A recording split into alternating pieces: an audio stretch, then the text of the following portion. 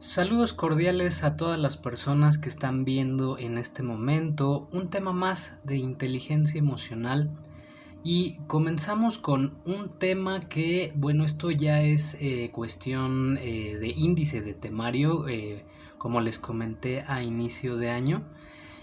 Tenemos un temario también en cuestión de inteligencia emocional, aunque los videos anteriores los adecué al contexto de la pandemia. Pues en esta ocasión vamos a tocar un tema del índice del temario, que es la emoción.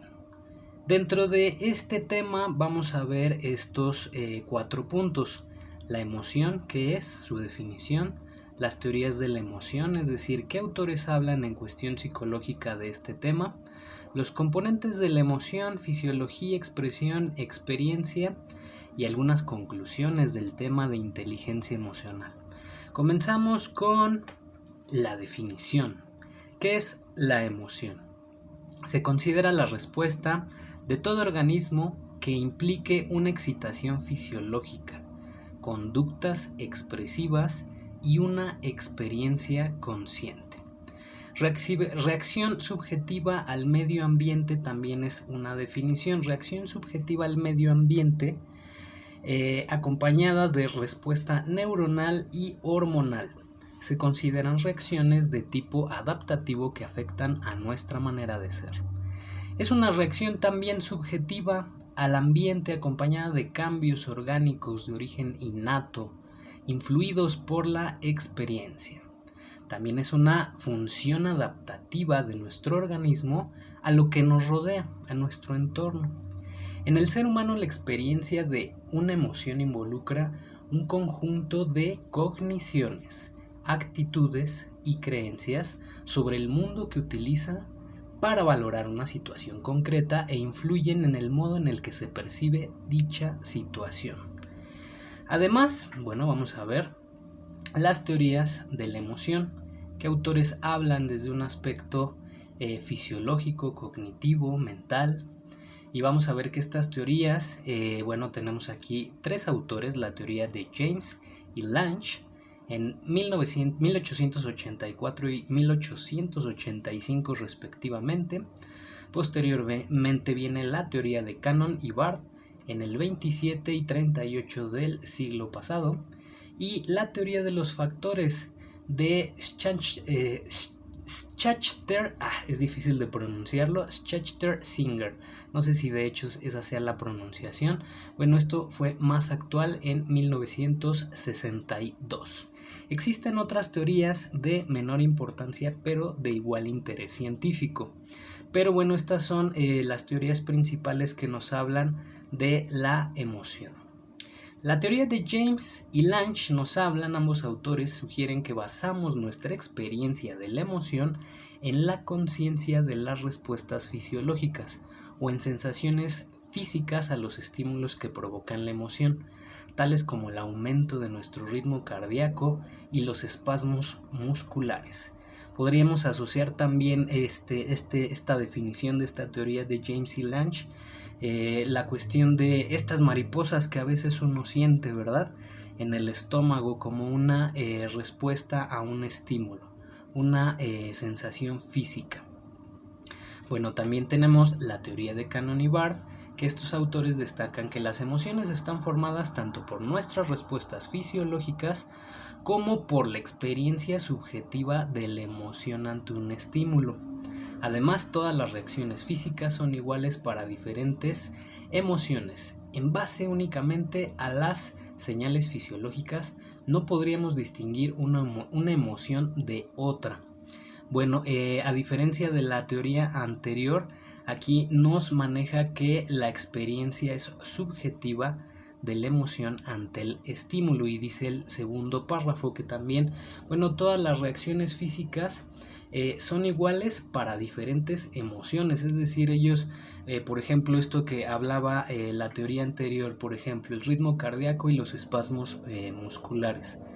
Este tipo de reacción física es igual, pero va a ser diferente la emoción. Por ejemplo, estas mariposas en el estómago pueden ser de amor o pueden ser relacionadas a a lo mejor una ansiedad, ¿no? Entonces esto es lo que nos explica Cannon y Bard, que va a haber esa diferencia en las emociones. Puede ser la misma reacción, pero diferentes emociones. Por el otro lado, Schachter-Singer, otra vez me cuesta trabajo pronunciarlo. Bueno, esta teoría de Singer del 62 mantiene que las emociones son debidas a la evaluación cognitiva de un acontecimiento, pero también a las respuestas corporales. La persona nota los cambios fisiológicos, advierte lo que ocurre a su alrededor y denomina sus emociones de acuerdo a ambos tipos de observaciones. La primera teoría explica las emociones únicamente desde la fisiología, la segunda desde las cogniciones y esta tercera se basa su teoría en la interacción de ambas, factores fisiológicos y factores cognitivos. Y pues podemos observar incluso la cronología del tiempo en cómo se desarrollaron estas teorías. Y bueno, en la última, en la de Singer del 62, ya manejan ambos conceptos, la cuestión fisiológica y la cuestión cognitiva para las emociones. Luego tenemos también, según Sahong, en el 80 y 84, nuestras emociones pueden ser más rápidas que nuestras interpretaciones de una situación, lo cual implica que sentimos algunas emociones antes de pensarlas y que algunas vías nerviosas implicadas en la emoción no pasan por las áreas corticales vinculadas al pensamiento. Es decir, como funciona tan rápido es difícil razonar la emoción. Solamente sucede, se siente, pero como menciona aquí, no hay una vinculación a las áreas corticales, a las áreas que se vinculan a la cognición del pensamiento. Según Lazarus, en el 81 al 98 del siglo pasado, la valoración e identificación de los acontecimientos también determinan nuestras respuestas emocionales.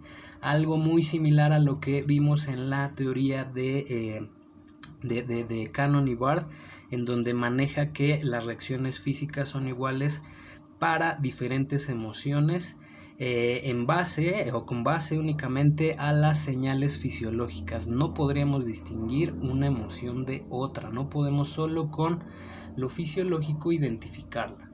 Y entonces aquí, ¿qué es lo que nos explica también Lazarus? Es que debemos de valorarla, identificar los acontecimientos, y eso también determina nuestra respuesta emocional. Vamos a ver que en la definición de emoción hemos mencionado aspectos vinculados a la fisiología, a su expresividad y al análisis cognitivo. Dichos aspectos son los componentes de la emoción. Las dimensiones de la emoción, como las ubicamos, bueno, aquí lo hacemos en función de dos dimensiones básicas. La excitación, que sería el nivel elevado contra el nivel bajo, y la valencia, que sea agradable, positiva, contra desagradable o negativa. Aquí vemos un pequeño diagramita que, bueno, a lo mejor no se alcanza a ver, de cómo se manejaría esta distribución emocional de acuerdo a estos dos ejes, excitación y valencia. Para que veamos más a fondo esta imagen, les voy a enviar también este material y puedan checar qué es a lo que se refiere esta dimensión. Seguimos con los aspectos fisiológicos de la emoción.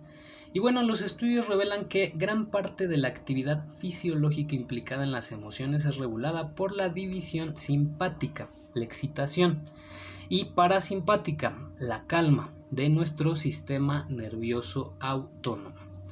Las emociones con niveles de excitación, activación similares y misma valencia resultan difíciles de distinguir, como por ejemplo el temor o enojo. Hay una similitud a lo mejor en la cuestión de los niveles, dice ahí, pero es difícil distinguirlos precisamente porque se parecen. Sin embargo, la ciencia ha hallado diferencias sutiles entre dichas emociones en la actividad cortical del cerebro, en la utilización de conexiones neuronales y en la secreción de hormonas. Es decir, podemos observar de forma fisiológica, biológica, el cómo interactúan las emociones a un nivel neuronal también. Por ejemplo, el miedo y la ira, ambas difieren en la temperatura de los dedos y las secreciones hormonales también difieren en la activación cerebral. Fíjense qué interesante, ¿verdad? En el miedo y la ira difieren en la temperatura de los dedos y las secreciones hormonales. Entre miedo y alegría se estimulan músculos faciales diferentes. Hay un autor que se llama Paul Ekman, que escribió un libro que se llama Cómo detectar mentiras y habla también sobre las microexpresiones faciales, una nueva tendencia incluso en criminología para determinar la emoción o respuesta a través de esta expresión músculo-facial. Emociones negativas, por ejemplo, aquí entre paréntesis nos citan asco o depresión, provocan una mayor actividad en la corteza prefrontal derecha. Fíjense, emociones negativas provocan una mayor actividad en la corteza prefrontal derecha. Y las positivas, como alegría y optimismo, provocan una mayor actividad, una mayor activación en la corteza prefrontal izquierda. ¿Cómo ven esta situación? Pues en neurología podemos observar esto, cómo se mueven las emociones en nuestro cerebro. Vamos a pasar a la siguiente lámina, en donde vamos a ver la expresión de la emoción. Vemos que habitualmente interpretamos las emociones de las personas interpretando sus expresiones corporales, su tono de voz y su rostro. Los psicólogos estudiamos la comunicación no verbal y su implicación emocional. Los avances tecnológicos permiten una mayor precisión al vincular las emociones a las expresiones faciales registradas. Así como les decía este autor Paul Ekman de las microexpresiones faciales relacionadas a las emociones, les doy un tip. Hay una serie que se llama Lie to Me, que quiere decir miénteme. Es una serie tipo Doctor House, pero en un contexto más enfocado a casos de crímenes, y ahí el autor maneja en práctica, y se puede ver en esta serie la práctica de cómo se manejan las microexpresiones faciales en esta interpretación de las emociones. Algunos de los gestos están determinados por factores culturales y otras son comunes a todo el mundo. Ya veremos este autor que maneja mucho este tema. Las expresiones faciales no sirven tan solo para comunicar las emociones, también aumentan la emoción sentida y mandan señales al cuerpo para que emita una respuesta consecuente. Entonces, pues sí, intensea, digamos, la expresión facial, la emoción sentida. Si está sintiendo enojo, tensión, a lo mejor se puede reflejar la respuesta mayor en la frente, por ejemplo, en la mandíbula también, en la boca se puede observar un poquito de cómo está esta tensión por el enojo, la ira. ¿Qué más tenemos? Pues existen 6 categorías básicas de emociones: el miedo, la sorpresa, la aversión, la ira, la alegría y la tristeza. ¿Esto de qué deriva? Bueno, de la emoción viene el sentimiento.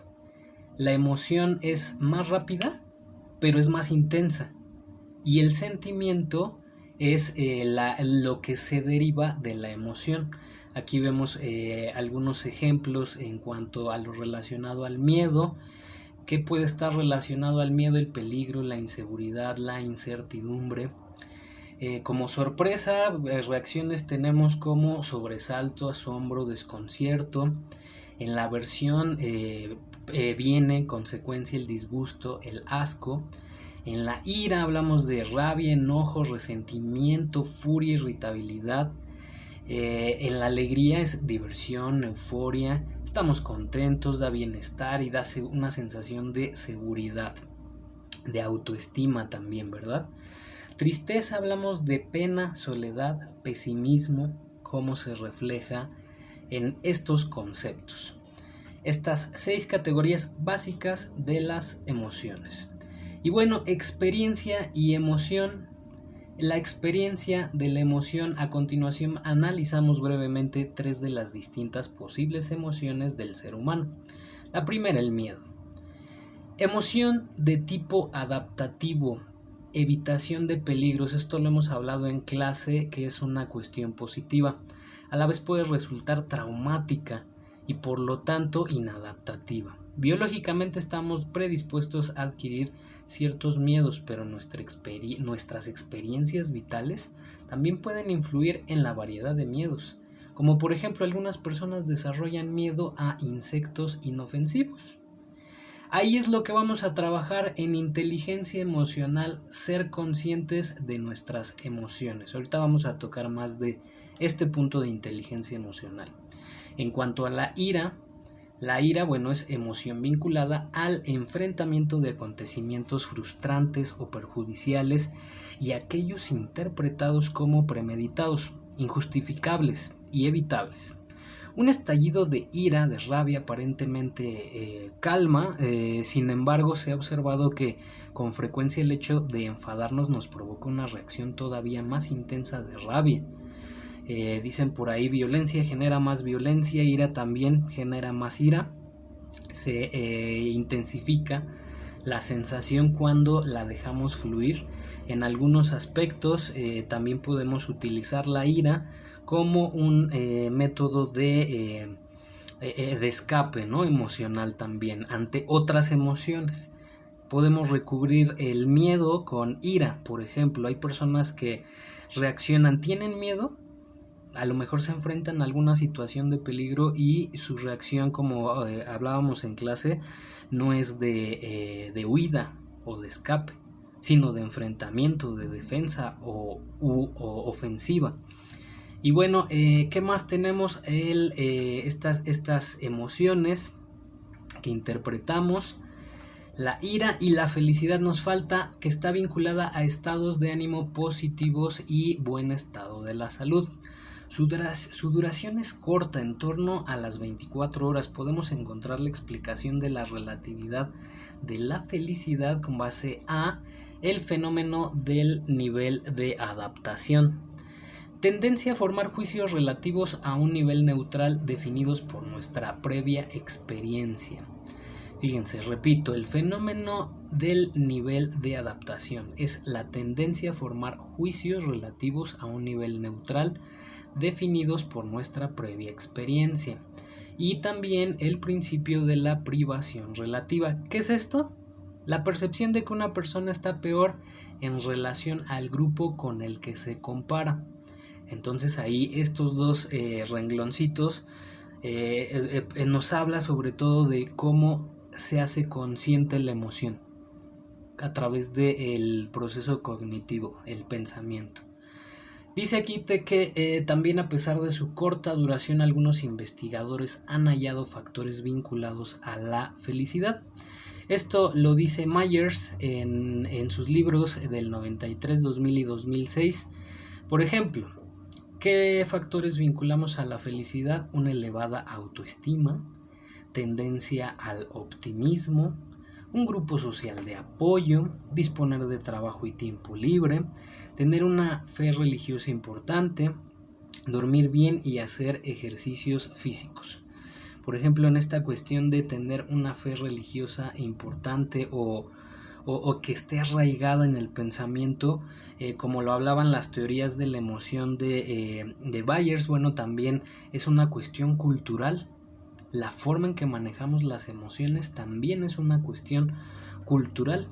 Y hay otro tipo de grupos sociales que alrededor del mundo manejan cierta tendencia emocional. Vamos a verlo esto a un nivel cultural más adelante. ¿Qué es lo que vemos de los componentes de las emociones? Como lo hablábamos en la definición, en la emoción lo rodean 3 conceptos. Se evalúa la expresión, es decir, esta conducta, esta forma en que se manifiesta, como las microexpresiones faciales, que hablábamos de Paul Ekman. Y la cuestión fisiológica, bueno, relacionado a todo el proceso orgánico interno, procesos, cuestiones de hormonas, cuestiones del manejo incluso sanguíneo de nuestro sistema nervioso autónomo, de nuestro sistema nervioso central, del sistema parasimpático y simpático. Bueno, todo esto es relacionado a la fisiología. En la cuestión de la cognición hablamos del aspecto psicológico. Así como podemos ver, entonces, la emoción se rodea de diferentes conceptos. Estos tres son importantísimos para entender cómo se componen las emociones. La psicología, aquí ya entramos en la cuestión de la inteligencia emocional. Esto no lo hemos tocado como tal, así que se los voy a platicar. La psicología ha incorporado a su terminología este nuevo término de la inteligencia emocional. Fue propuesta originalmente por Salovey y Mayer en el 90 y popularizada por Goleman. ¿Se acuerdan que les dije que íbamos a ver a Daniel Goleman con este libro de inteligencia emocional? Pues ya lo vamos a empezar a ir viendo, ya les iré empezando a mandar información de este autor que fue el que populariza este concepto de inteligencia emocional. Y es una teoría, es una técnica que, sobre todo tiene mucho sustento en lo psicológico. A diferencia, por ejemplo, de la programación neurolingüística, que es una amalgama de diferentes teorías psicológicas que pues los autores no se ponen de acuerdo. Es una maraña de conceptos que no tienen ni pies ni cabeza en cuanto a la técnica. Hay personas que siguen esta disciplina de programación neurolingüística, pero desde la perspectiva psicológica, esta técnica no es funcional, oficial y tiene sustento sólido en lo psicológico. En cambio, la inteligencia emocional sí lo tiene. Antes de Goleman y Salovey, hay una influencia que les platicaba en clase, que es el autor de las inteligencias múltiples. Él también maneja esta cuestión de la inteligencia emocional, pero bajo otro contexto, y él apoya esta teoría. Incluso citó a Daniel Goleman en sus teorías psicológicas. Ambos son de Harvard, entonces hablamos de que son estudios serios. ¿Qué es la inteligencia emocional? Lo definen como la habilidad para manejar los sentimientos y emociones, discriminar entre ellos y utilizar estos conocimientos para dirigir los propios pensamientos y acciones. En cuanto a Daniel Goleman, la adapta y define ya más actual, más contemporáneo en el 98. Él cita: la inteligencia emocional es la capacidad de reconocer nuestros propios sentimientos y los sentimientos de los demás, motivarnos y manejar adecuadamente las relaciones que sostenemos con los demás y con nosotros mismos. Eso es lo que vamos a aprender con Daniel Goleman en su libro. Y en cuestión de esta definición surgen 4 grandes campos de la inteligencia emocional, que es lo que vamos a abordar en siguientes conversaciones. Vamos a ver conciencia de uno mismo, que ya lo hemos trabajado en distintos videos, y hablamos de autoconciencia emocional, valoración adecuada de uno mismo y confianza de uno mismo. Vamos a seguir trabajándolo con otras técnicas, tareas también individuales mandaremos a través de dinámicas que podamos hacer en casa de reflexión. Así vamos a ir trabajando. La autogestión es otro campo, que en este grupo viene autocontrol emocional, fiabilidad, meticulosidad, adaptabilidad, motivación de logro, iniciativa. Esos serían los conceptos que veremos en ese campo. En cuestión de conciencia social hablaremos de empatía, orientación hacia el servicio, conciencia organizativa. Y en el último campo, gestión de las relaciones, vamos a aprender a desarrollar a los demás, influencia, comunicación, resolución de conflictos, liderazgo con visión de futuro, catalizar los cambios, establecer vínculos, trabajo en equipo y colaboración. Y en conclusión, ¿qué hablamos? La emoción se define como la respuesta de todo organismo que implica una excitación fisiológica, conductas expresivas y una experiencia consciente, cognitiva, ¿verdad? Tres son las principales teorías sobre la emoción. Las que vimos fue la de James y Lange, centrada más en lo fisiológico. Luego la segunda formulada por Cannon y Barth, que bueno, ellos incluyen el componente cognitivo, y Singer, que es la tercera teoría, él ya incluye el componente expresivo más los dos anteriores. Vimos las dimensiones básicas de la emoción, que es la excitación y la valencia, que es la excitación, esta intensidad, y la valencia es si se inclina a lo positivo o lo negativo, a lo agradable o a lo desagradable. Y estudiar algunas emociones, por ejemplo la felicidad, permiten a los investigadores confirmar y ampliar los conocimientos sobre las mismas. Entonces eso es lo que vamos a hacer. Vamos también a hacer una autoinvestigación, una autovaloración, pero bueno, esto lo iré explicando poco a poco en los siguientes videos. Hasta aquí le dejamos para el video de esta semana de inteligencia emocional. Espero esto haya ampliado un poquito más la referencia de qué es la emoción, y a veces es bien complicado tratar de definirla si no tenemos las bases sólidas. Bueno, aquí este es un primer vistazo, atisbo acerca de qué es la emoción, cómo la vamos a trabajar en inteligencia emocional, y sobre todo las bases sólidas de autores, teorías y ciencia. Muchas gracias, les mando un saludo nuevamente a todas las personas que se quedaron hasta aquí a ver este video. Nos vemos pronto.